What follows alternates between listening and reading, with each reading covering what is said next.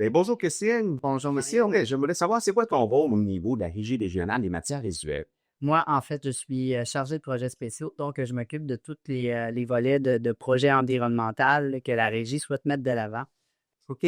Puis, c'est quoi ton aspect de travail que tu trouves le plus gratifiant au niveau de la Régie régionale? Moi, ce que je trouve gratifiant de travailler à la régie, c'est d'apporter un geste concret dans la gestion des matières résiduelles, tu sais, de voir les débouchés qu'on va trouver pour des nouvelles matières qui sont sur le marché, de faire des réductions aussi à la source, de faire des événements dans les communautés pour sensibiliser les gens. Je trouve ça vraiment attrayant, puis c'est très stimulant aussi. Tu peux-tu nous en parler un petit peu plus? Qu'est-ce qu'on peut faire pour essayer de réduire au niveau? Parce que c'est quand même intéressant.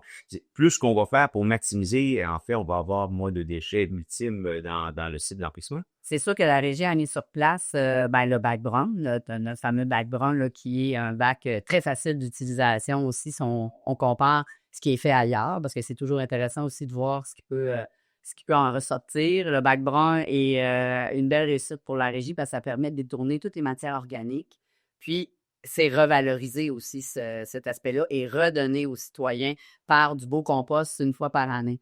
Fait que je pense que c'est le fun pour le citoyen d'avoir une matière confite comme ça, tu sais, de faire l'effort de le mettre dans son bac brun pour à la fin obtenir un compost pour son jardin, pour sa plantation. Fait que de cette façon-là, je pense que la régie redonne aussi à son OK, citoyen. je pourrais rajouter un point là-dessus. Par contre, au niveau du recyclage, au niveau du compostage, en fait, on en est de la matière qui se décompose.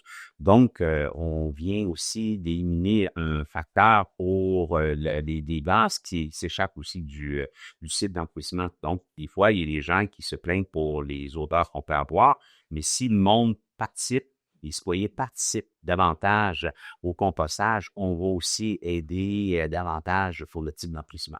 Effectivement, Mario, c'est un très bon point. Moins qu'il y ait de matière organique d'enfouie dans le site d'enfouissement, les odeurs vont aussi à diminuer de ce sens.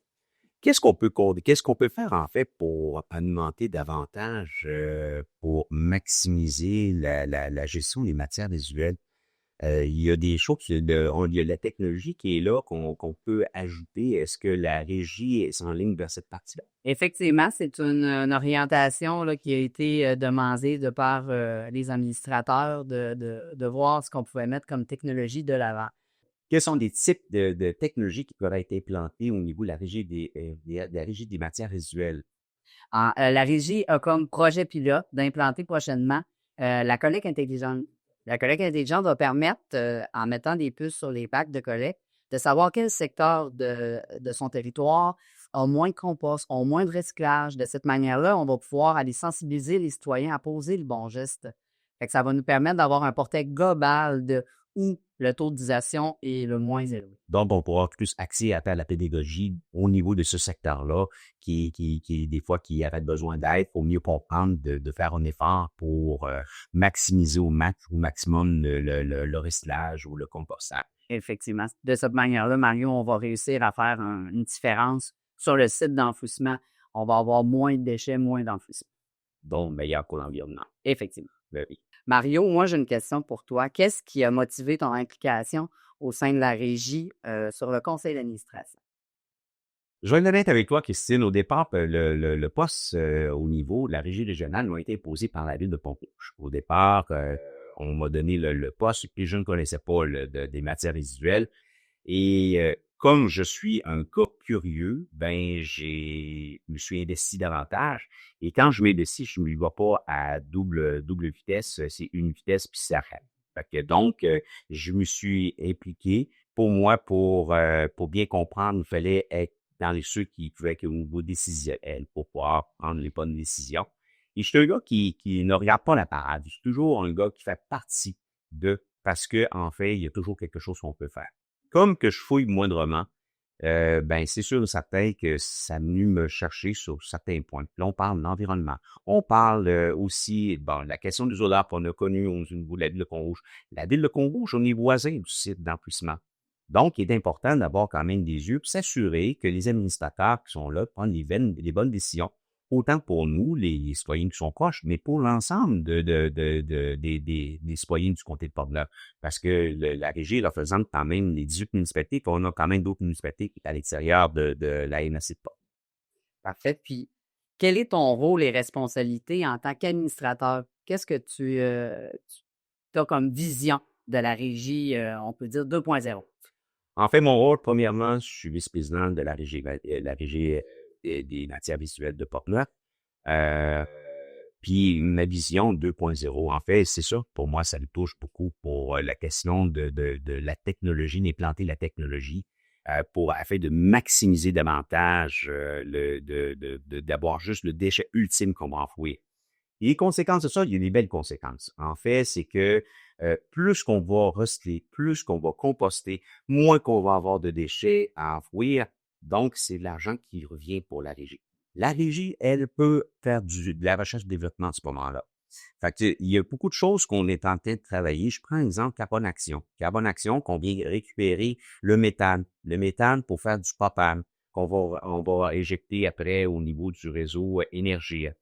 C'est un exemple, mais il va y avoir des redevances qui vont être pour la régie régionale. Fait que pour les contribuables, ben aussi, il va y avoir un impact parce que en fait, le coût de vidange va finir par coûter moins cher. On a des rebuts qu'on va aller chercher.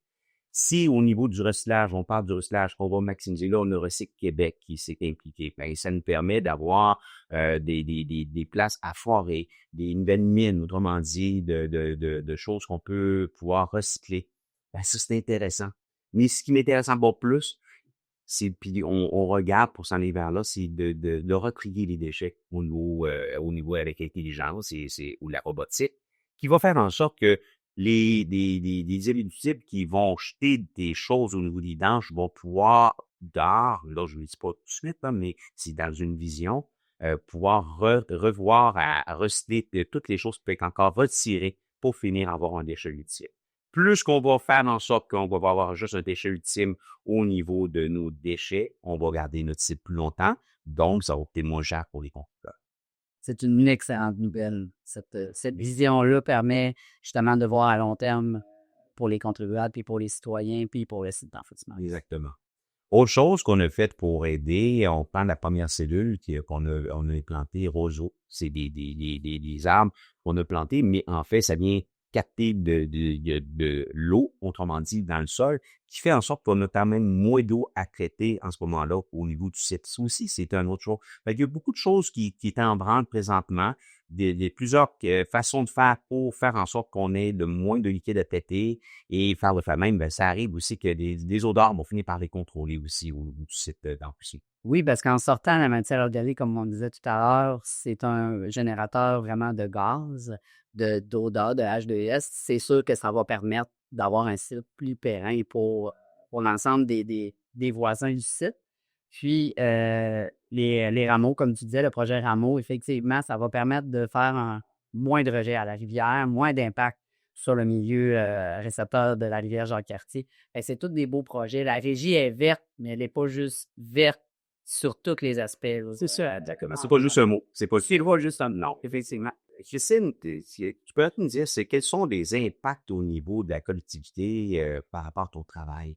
Ce que j'aime de mon travail, c'est les événements que la régie a créés pour aller sensibiliser justement les citoyens. Puis on remarque, quand on va sur le terrain, si je peux m'exprimer ainsi, c'est que les gens sont vraiment intéressés à se faire valider sur ce qu'ils font comme geste à la maison, savoir où va les matières, trouver des débouchés. Parce que la régie elle a beaucoup de partenaires quand on se met à regarder ça, qui sont dans notre communauté, qu'on parle maintenant MPI, Moulin à papier, qui récupère la totalité du papier qu'on prend au centre de transbordement des matières recyclables. Ensuite de ça, le bois qu'on récupère dans nos éco-centres, qu'on va valoriser en biomasse pour le traitement de notre usine.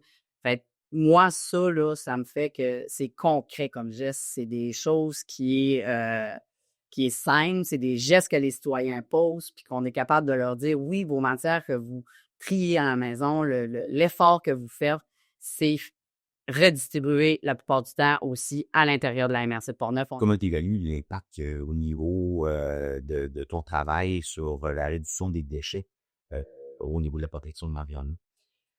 La régie, elle a des resserrements au niveau ministériel. On est réglementé beaucoup au niveau de l'impact qu'on a sur l'environnement. Ça, c'est des choses que les citoyens ne savent pas. Non. Souvent, il y a des choses qui se disent, puis effectivement, il y a beaucoup de choses à faire attention. Fait que je te laisse poursuivre parce que là, je trouve que c'est intéressant ce que tu as fait. La réglementation ministérielle nous met des normes très serrées. Puis pour reprendre ce qu'on disait tout à l'heure, au niveau de la Jacques-Cartier, ben on a des objectifs environnementaux de rejet. Fait qu'on tend à atteindre vraiment des critères très serrés. Puis, ce qui est le fun, c'est que la régie prend ça vraiment, justement, à cœur pour avoir un impact environnemental vraiment minime. Ce qui est aussi tout ce qui est les gaz à effet de serre. Tu sais, on met des projets de l'avant, puis c'est souvent pour diminuer notre impact environnemental, puis de beaucoup.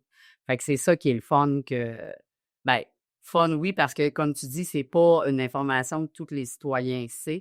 Mais moi, en tant que personne qui travaille à la régie, je suis consciente de ça. Fait que c'est de faire partie de toute cette belle réussite-là, puis c'est cette grande aventure qu'est la régie là, et la gestion des matières résiduelles. Les gens n'ont pas conscience de tout ce qui peut être fait au niveau de la régie pour essayer de maximiser et de faire en sorte que la régie soit une régie.